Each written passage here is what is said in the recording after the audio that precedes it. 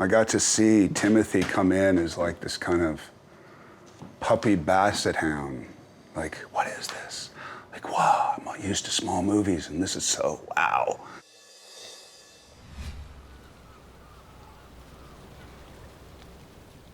And so this is a rental that you've had forever. Yeah. This is like the wife that you finally shift in your perspective and go, I'm in it for broke. This is it. This is what this place is for me.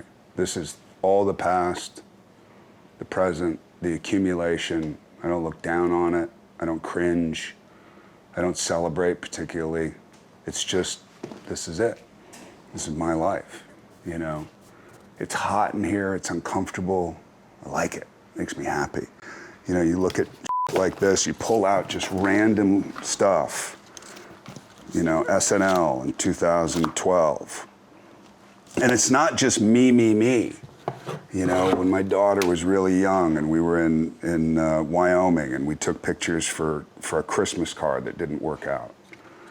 You know, what is this? My daughter and, you know, and her husband. What acting advice did you give her? Is the least amount possible. You know, acting advice doesn't work, man. It's not, you know, what do you, relax, you know, study hard, you know, read a lot. It's more like, that's why it's hard for me to talk to young actors because it sounds so grave. It sounds so... Austin Butler comes to you for Austin advice. Butler's different. Austin Butler's come, you know, I mean, he's been through it, he's done work and all that. And I saw Austin Butler when he was on the set of Dune, and all of us are, I'm like the jokiest guy on the set. And then Austin's over there practicing. And I was like, that's the real deal.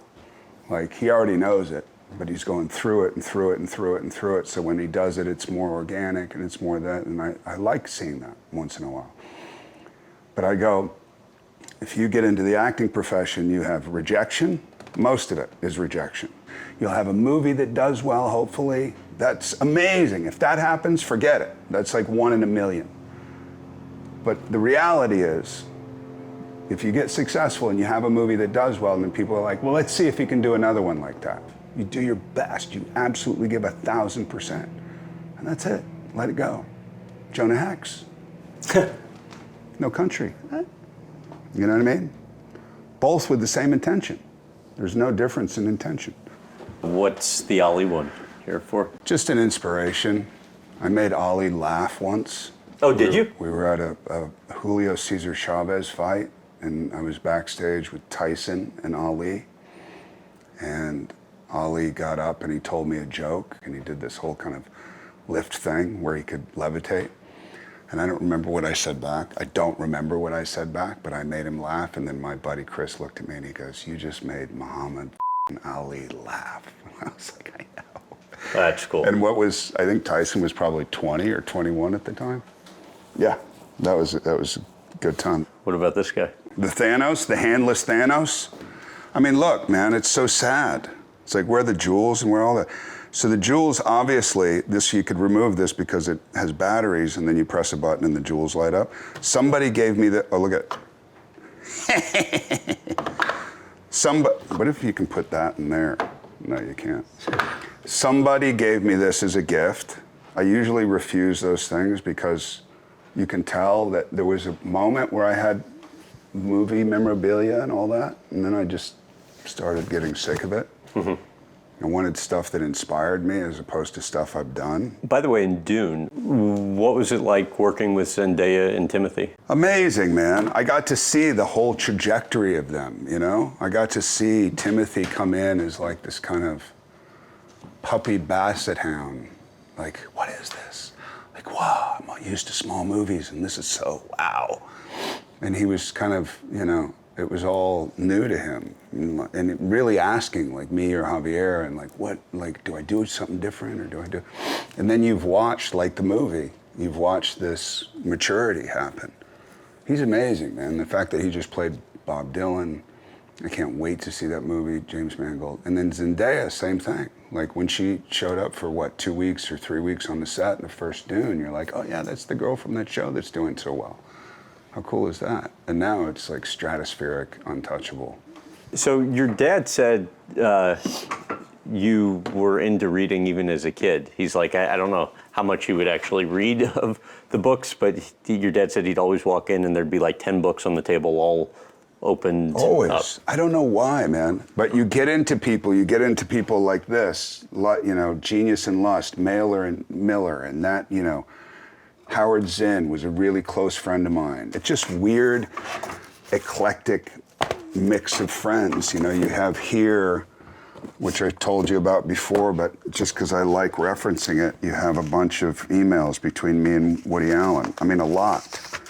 One of the best emails, I think there was some point where, I mean, look at that, test pictures, curly hair, all this kind of shit. And what? Yeah, what was the story about the contraction? Man, I still don't understand. He said, look, when we do this movie, like whatever you want to, you know, I love your work so much. We had worked together on Melinda and Melinda for a second while I was doing a play. And he said, whatever doesn't feel natural, just say what you want to say. And, you know, as long as the idea comes across and all that. And then we had this first scene was like a 7-page scene with Naomi Watts, and we're running it and running it and running it, making sure we have it right. And then I said, don't. And he said, no, that's a contraction. And it says, do not. I was like, you gotta be kidding me. You gotta be kidding. But that's, you know, maybe that's how he gets you to do the movie in the first place. You're big into art, obviously. Tell a little bit about your collection. I don't have a lot of my art here, but this was the first piece.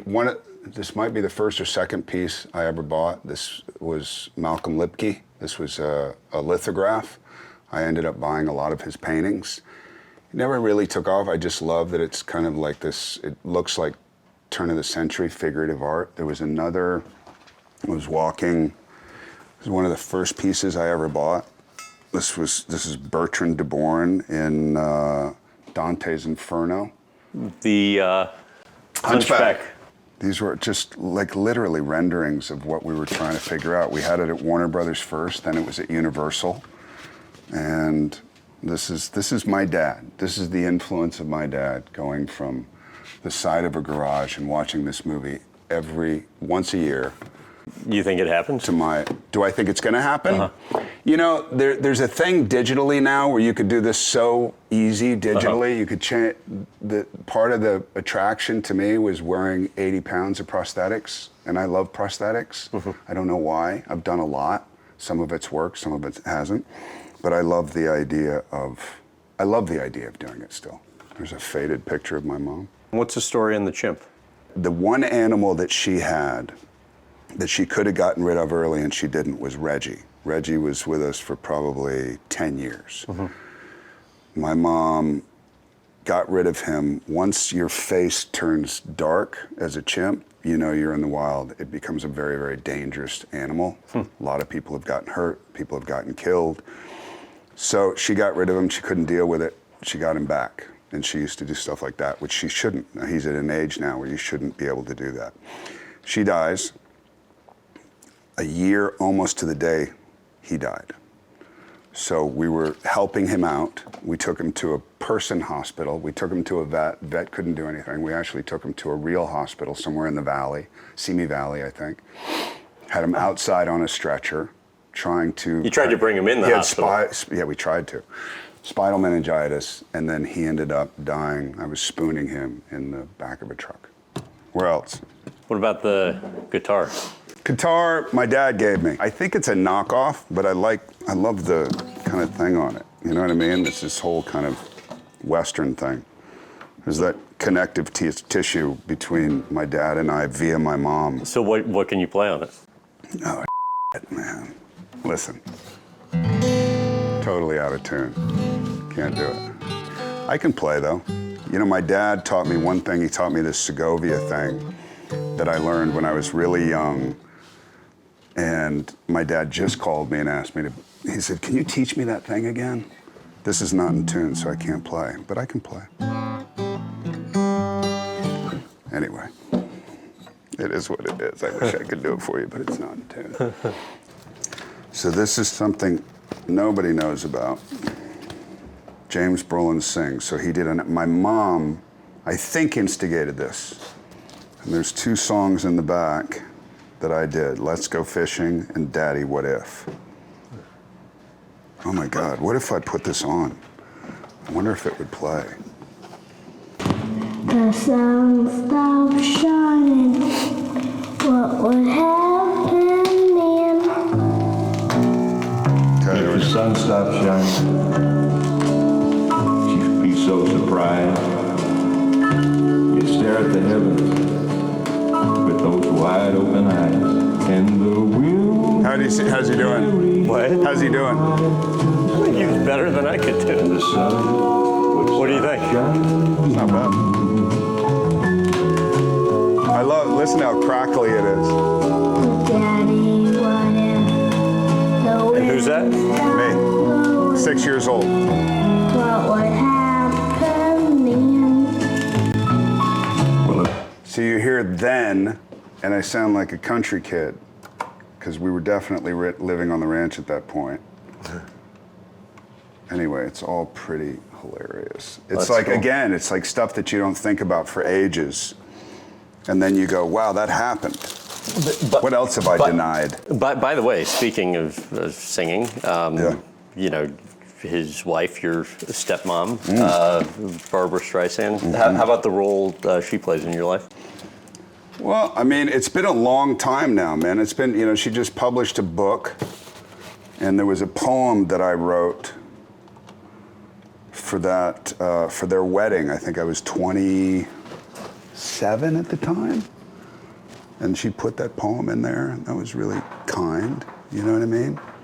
It's interesting what, you know, it's always been a very kind of natural, organic relationship that is felt less affected by the outside than by what was going on in the house, which I appreciated.